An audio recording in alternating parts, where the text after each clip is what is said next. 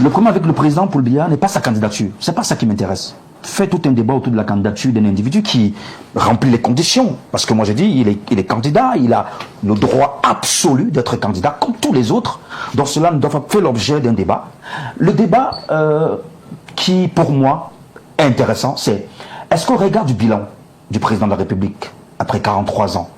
Est-ce que sa candidature est crédible? Est-ce que sa candidature n'est pas du tout défavorable pour le régime? Mais tout cela fait partie des questionnements justement autour de sa candidature. Oui, mais je me base sur votre question. Est-ce que c'est pas une candidature de trop?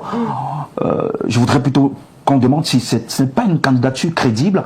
Et moi, je crois que nous, les jeunes, parce que j'appartiens à cette génération 2.0, nous, les jeunes, on pense que après avoir pris un peu de recul par rapport à la scène politique camerounaise, on pense qu'il y a mieux pour diriger le Cameroun.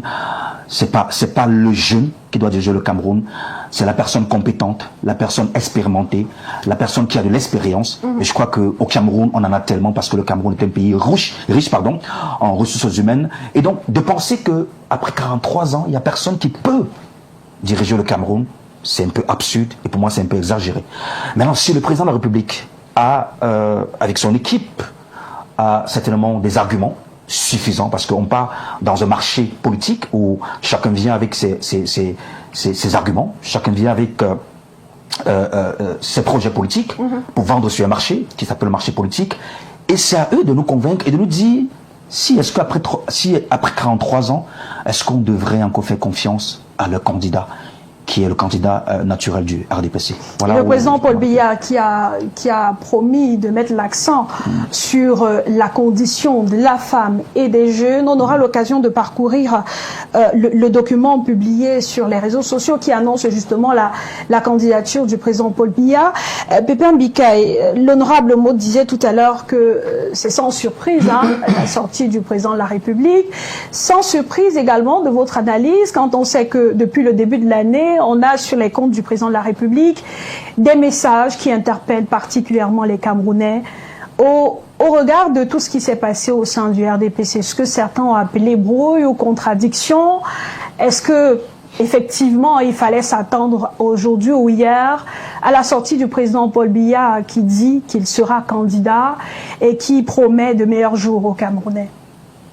Je pense que l'analyse du député Samuel Motte est tout à fait normale, compte tenu de sa posture et de son statut de cadre du Rassemblement démocratique du peuple camerounais. Mais au sein de l'opinion, lorsqu'on veut faire des analyses, on se rend compte que Patrice a essayé d'expliquer ça comme il a voulu, mais il n'est pas arrivé au bout. La candidature du président de la République pour un 8e mandat à 92 ans est une candidature gênante. Elle est d'autant plus gênante qu'à l'intérieur de son appareil politique, on a vu le déploiement médiatique du jeune Léon Taylor Onana. On ne peut pas balayer d'un revers de la main tous les arguments de droit et des articles qu'il a convoqués pour pouvoir justifier le fait que la structure politique qu'est le ADPC a mal à partir, parce qu'on a quand même un parti qui n'a pas tenu un congrès depuis 14 ans. 14 ans, c'est assez exagéré. On sort d'un bilan où le président de la République n'a pratiquement pas tenu un conseil ministériel depuis plusieurs années. On a un appareil gouvernemental qui est bloqué depuis le dernier événement du 4 janvier 2019.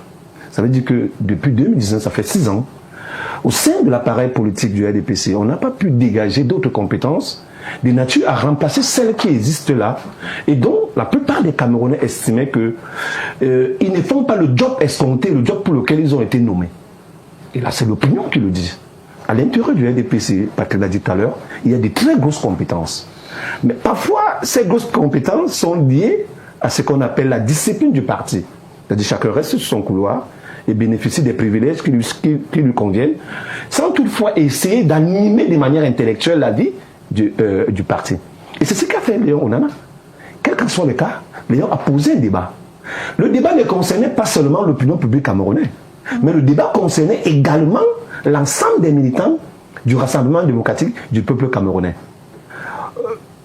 Pour moi, l'élection du 12 octobre 2025 est un référendum.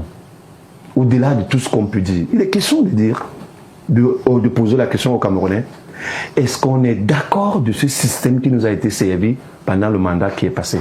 C'est dans ce qu'on peut faire. Parce qu'on a vu très simplement que la délégation permanente de pouvoir que le président a accordé au secrétaire général de la présidence de la République, en l'érigeant au poste de ministre d'État, a énormément paralysé la mécanique fonctionnelle du gouvernement.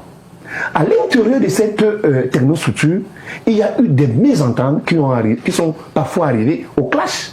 Le dernier en date, c'est cette cacophonie qui a entouré la dernière communication des deux éminents collaborateurs du président de la République. Parce que, rappelons, bon, même s'il n'y a pas eu clash. En fait, quel qu'en soit les cas, dans la communication. Vous n'appelez pas ça quand même analyse politique, on voit véritablement que c'est un clash. Parce que le ministre Sadi est porte-parole du gouvernement, ministre de la Communication, ancien secrétaire général du Rassemblement démocratique du peuple camerounais. Il est ancien, pas actuel. En fait, je dis ancien secrétaire général du Rassemblement démocratique du peuple camerounais. Ce sont les états de service. Ça pèse avant et ça pèse après pour des individus. Donc quand il prend la parole au nom de la technostructure étatique, il n'est pas dans du balbutiement.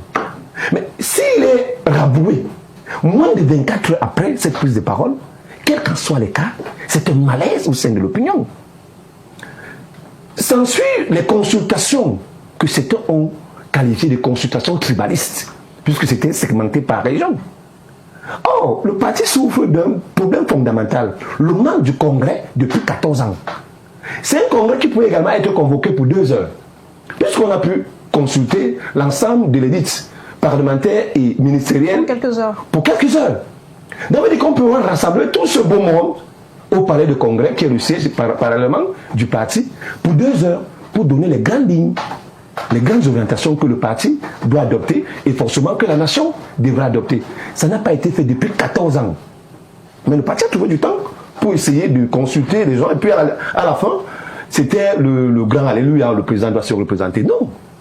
Je dis, et puis pour un Cameroun qui doit redécoller, le président aurait pu forcément abdiguer, préparer un successeur à l'intérieur de son appareil politique pour permettre, ou bien pour être en droite ligne de tout l'ensemble de ses discours. J'ai encore en mémoire son discours bilan à la nation de 2013.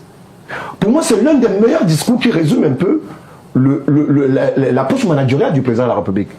Mais cette candidature de 2025, pour moi, elle est un peu en porte-à-faux par rapport au texte organique même du RDPC, mais par rapport à la vie de la nation. Parce qu'en réalité, le monde, lui, il est en pleine évolution. Le monde, lui, il est un monde aux enjeux, aux défis, que seules les personnes les plus valides, seules les personnes les plus disponibles, seules les personnes les plus proches des réalités du peuple peuvent aspirer à pouvoir résoudre. Le président, pour dire la vérité, sa candidature est une candidature qui gêne au sein de l'opinion, même au sein du RDPC, même s'ils n'ont pas le courage public de dire au président de la République, on aurait pu par exemple préparer ta retraite et parallèlement travailler sur une nouvelle relève. Et Samuel Moutre, c'est un expert comptable. Mais quand c'est Samuel Moutre, c'est parce qu'il est sur le plateau. Mais le RDPC regorge des gars hyper compétents, capable de pouvoir prendre la relève du travail abattu depuis 43 ans du président de la République. Ça c'est connu. Moulay Diani, selon l'analyse de Pépin Bikaï, il y a déjà beaucoup de problèmes observés, ou bien beaucoup de manquements, voilà, observés au sein du RDPC, qui auraient tout de même amené le président de la République à se retirer et peut-être mettre en avant quelqu'un d'autre. Si on revient un peu sur l'annonce de candidature de 2018, le président Paul Biya avait annoncé qu'il consacrait son mandat à faire du Cameroun un pays plus uni, stable, ainsi de suite. Cette année, il dit qu'il reste déterminé à servir, à poursuivre sa mission. Il pense aux jeunes, il pense aux enfants, mais quand on se souvient de la stabilité annoncée un peu plus tôt et quand on regarde la situation de certaines régions du pays, est-ce que le président Paul Biya ne fait pas un peu une fuite en avant de votre interprétation? Thank you very much for your question. I would like to first of all start by saying that the greatness of a state is a constructive and dynamic logic in which the state and its people do work upon from the internal perspective and the external perspective. This is what determines the greatness of a state. when it comes to declaring a candidacy, political actors will often play as to what they have done on the ground. When I heard the Honorable talking, I think it's an error to make us understand that it is not a surprise to them. Because the President of the Republic, if we should take from 2018 till now, has almost nothing to tell Cameroonians. He has nothing. If the President was certain that Cameroonians want him to be President, he would have told us ere long. There would have been signs on the ground from the President to tell us, I will be candidate again, and not now. Even his party is not certain. Do you see the announcement of his candidacy? On Facebook, a letter which is not signed by the President of the Republic. For those who know President Biya, how can the President make a declaration of candidature without signing it? He's somebody who has, the Frenchman says, he has a fine attitude in how he does his things. Do you see the picture on his candidature? I'm sure with this picture, it was about 15 years ago or 20 years. These mistakes will not be made for somebody who is certain to run again for elections. There are things we don't do. In a democracy, leaders, those mandated, are accountable to the people, not to himself. Honorable, it is not the President's choice to determine how he should do it, because he is accountable to the people who can renew or not his mandate.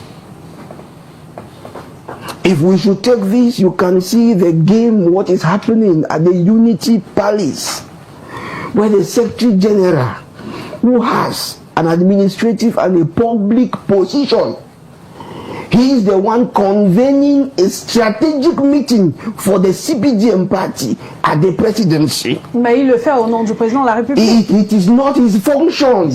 Read the law defining the position or the role of the Secretary General at the presidency. It's not his role. The CPDM party has a seat.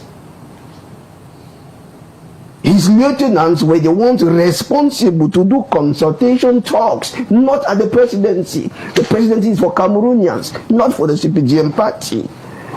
President Biya 20 years ago will not do this. For those who know him, he will not do this. It is not done like this. So even the situation between Minister René Sadi and the Minister of Higher Education is a very poor image. The Minister of Higher Education, member of the political bureau of the CPDM party, is unable to tell us he has seen the president. On RFI, the question was posed, have you viewed the President of the Republic? And he said what? I cannot answer to this question. It's a clear indication that they cannot meet with the president. He is not there. Par conséquent, cette candidature ne viendrait pas de lui. When you take his allies, is it Minister Issa Chuma? Is it Minister Belogba Maigari? They cannot meet with the president. The president is absent. So there wasn't any certainty as to his candidature. If you should look at all of these issues, where is the political offer? The President of the Republic comes to tell us he is candidate. What has he done for the past 7 years? Mais il dit surtout qu'il a répondu à l'appel des Camerounais, des 10 régions et de la diaspora. Donc c'est pas une démarche qui vient de lui personnellement. Il répond aux Camerounais qui, dans leur ensemble, selon le texte, ont voulu qu'il se représente. First of all, said this text is not signed. This declaration is not signed. So we can pose questions if he's the one who told us he wants to be candidate. But the president, no, it is not signed. No, it is not signed. It is not signed. From an administrative perspective, it does not function. Honorable, laissez-moi développer mon analyse. Vous comprenez un peu? Si vous connaissez le président de la République, c'est un homme fin, c'est un homme diplomatique, c'est un homme qui respecte the basic administrative rules. So his position today as candidate was something they have been playing with. And if you should take his age, the President of the Republic is 92 years, for God's sake. My grandfather is 100 years. I know what it means to be old. He does not have the necessary capacity to be the locomotive of Cameroon. The President of the Republic is a personality, is an engine, is a locomotive pulling wagons. He does not have that insight at his age. It's natural. I intend to be older than him, but at his age, the President does not have what it takes to lead Cameroon, for Cameroonians to follow him. The President is supposed to be, he's a patriarch. The President is supposed to be somewhere to advise Cameroonians, to pray for this country that has given him everything, and not telling us that he's ready to serve us again. My grandfather does not serve me. I serve him. Mais au sein du RDP, perception sur les listes électorales avec des messages de ces jeunes, des réactions de ces jeunes qui veulent absolument le changement qui passera par un nouveau président de la République. Écoutez, moi je vais un peu rejoindre l'honorable sur certains points. Déjà pour dire que du point de vue de la loi, du point de vue de la légalité, le président sortant a le droit de se présenter à cette élection. Parce qu'il n'y a pas de limitation d'âge. Voilà. Et je pense qu'il a dit, et c'est clair. Alors, on n'a pas besoin de faire un débat là-dessus. Et voilà pourquoi vous allez finir par me rejoindre en disant, est-ce qu'il est crédible? Est-ce que sa candidature est crédible au regard du bilan? Et vous savez, moi je dis toujours, le renouvellement de la classe politique ne consiste pas uniquement à changer les vieux par les jeunes, mais à changer, pour moi, l'immoralité par la moralité, à changer la malhonnêteté par l'honnêteté, à changer la traîtrise par l'intégrité. Voilà exactement en quoi consiste le changement ou le renouvellement de la classe politique. Et l'élection est une rencontre entre un candidat et le peuple, et non entre les candidats. Parce que souvent l'erreur, la confusion qui est créée dans notre environnement politique, c'est la rencontre entre le candidat et le peuple. Et l'un des principes de la démocratie, c'est la souveraineté du peuple, l'expression de la souveraineté du peuple. Est-ce qu'à l'état actuel, ce peuple fera confiance au président sortant? Ça, c'est la question. Et cette question, justement, rejoint ce que je disais tout à l'heure. Est-ce que le candidat est crédible? Vous parlez de bilan de 2018 jusqu'ici. Je voudrais rappeler à mon cher aîné, et c'est comme un plaidoyer que je fais à l'endroit de mon cher aîné, c'est que quand vous prenez 2020, 23 000 jeunes ont immigré. 23 000 Camerounais ont immigré. Permettez-moi. 23 000 jeunes. 23 000 jeunes Camerounais qualifiés. Le Cameroun a perdu 23 000 jeunes qualifiés. Et ça, c'est un chiffre donné par le ministère de l'économie, de la planification et de l'aménagement du territoire, qui s'inspirait des chiffres de l'Organisation internationale du travail. 23 000 jeunes. Et exprimé à 2,2% de la jeunesse, si vous voulez, de la population active. La jeunesse active, qualifiée, active. De janvier à avril 2024, le Cameroun a connu 6 000 jeunes qui ont migré vers le Canada. Je pense que c'est l'une des déclarations du président du GICAM, Groupement interpartenarial du Cameroun. Et donc, c'est mon ami, je connais voilà. sa tendance idéologique. Mais bon. Non, mais c'est ça même, je pense que c'est... Bon, c'est ce les chiffres sont qu'on peut des données. vérifier. Allez-y, ce sont des chiffres, ce sont des données publiées. Ce sont les chiffres. Donc je pense que ce sont des jeunes, ce ne sont pas des vieux qui partent. Qui sont partis. Et s'il vous plaît, je pense qu'il faut le dire. La jeunesse, c'est la moitié de la population camerounaise.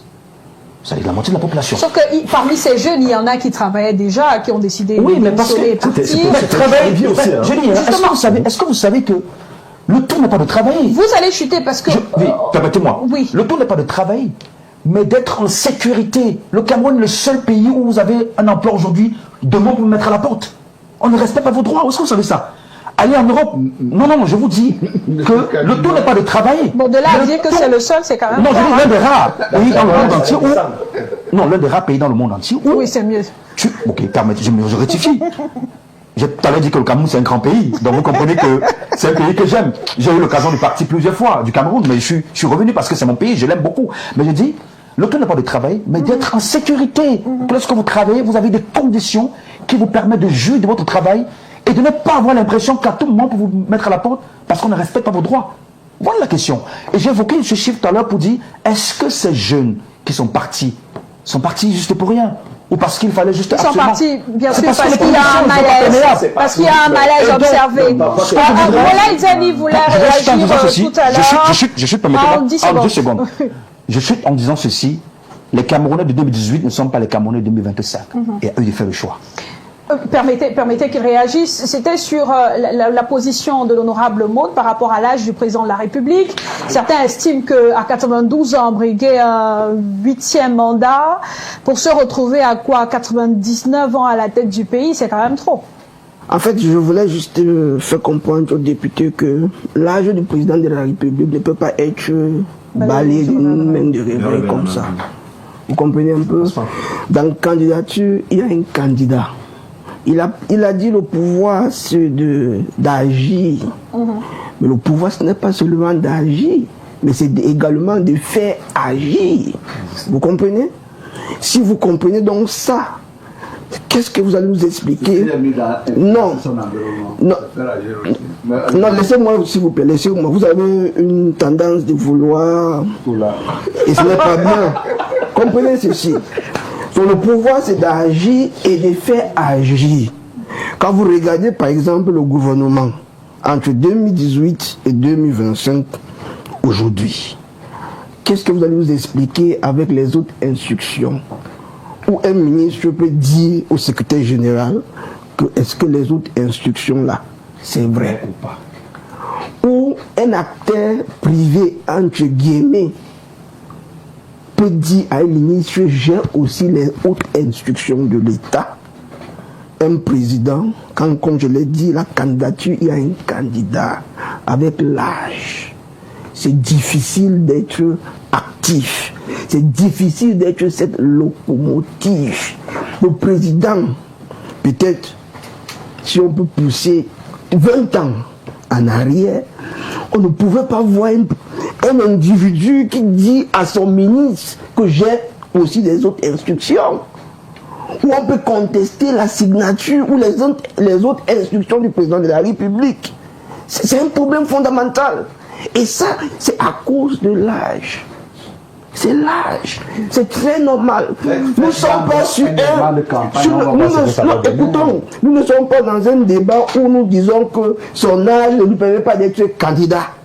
Mais la capacité d'être cette locomotive, on ne peut pas l'affirmer qu'il peut le faire. Donc pour son honneur, il aurait pu se retirer. Se retirer.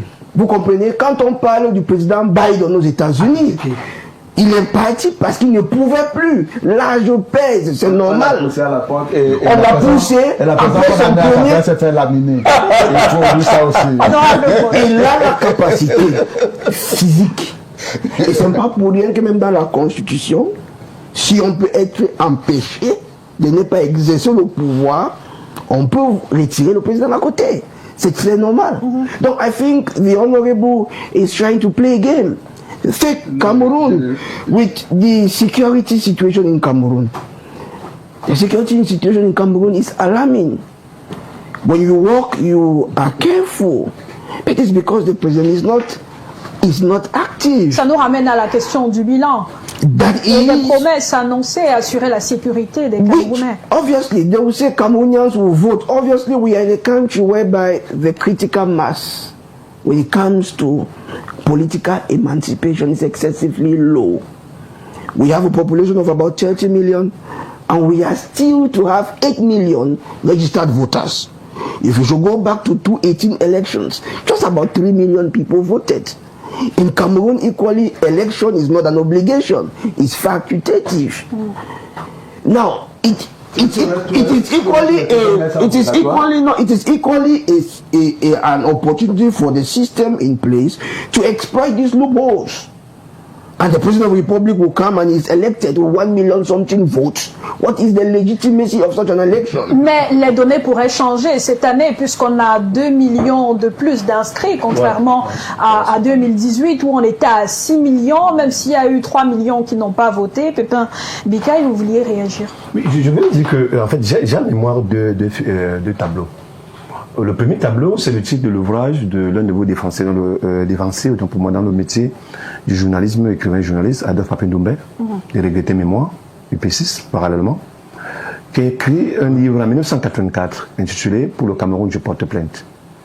J'ai peur qu'on soit dans une logique générationnelle où de nombreux Camerounais de notre génération d'après porteraient plainte à ceux qui sont là maintenant. C'est-à-dire pour leur capacité à ne pas pouvoir faire une fixation sur la réalité du Cameroun. L'autre tableau, image que je voulais évoquer, pour justement justifier cette situation, c'est un fait biblique. L'histoire entre Jésus et Simon-Pierre. Où Pierre disait à Jésus, « Jésus, je t'aime ». Jésus, en insistant, a dit, « Le corps n'aura pas chanté 3 fois, que tu m'auras renié ».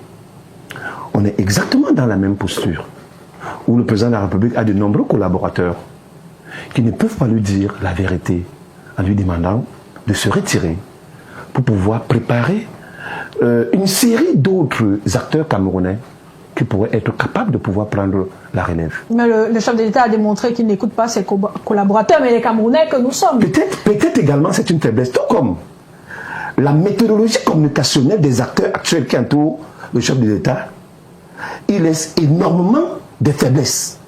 La communication choisie par ceux qui sont là présentement a énormément de faiblesses en termes d'image, en termes de posture, en termes de symboles, en termes de sémantique. Et là, ce n'est pas le professeur Jean-Pham Dongo qui me le dira, qui me démentira. Autre chose, l'honorable l'a dit tout à l'heure, on ne fait pas une fixation peut-être sur l'honorable, mais quels qu'en soient les cas, il faut essayer un peu de travailler sur un certain nombre de données statistiques.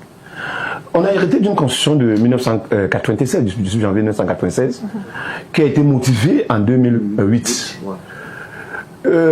Patrick l'a dit tout à l'heure, en présentant la position géostratégique du Cameroun au niveau du Golfe de Guinée, mais par là, au niveau mondial.